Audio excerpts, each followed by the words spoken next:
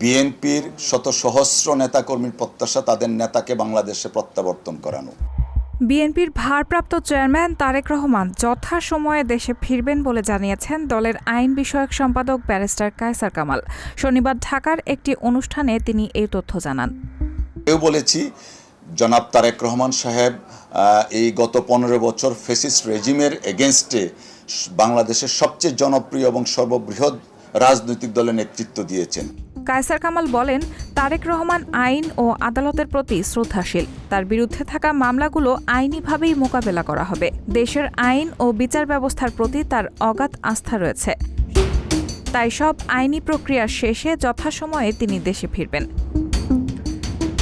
প্রসঙ্গত, সাবেক প্রধানমন্ত্রী শেখ হাসিনার পতনের পর নির্বাহী আদেশে মুক্তি পেয়েছেন বিএনপির চেয়ারপারসন খালেদা জিয়া ও দলের অধিকাংশ নেতাকর্মী। তবে তারেক রহমানের বিরুদ্ধে থাকা মামলাগুলো এখনও প্রত্যাহার করা হয়নি। এই কারণে তিনি এখনও দেশে ফিরতে পারেননি।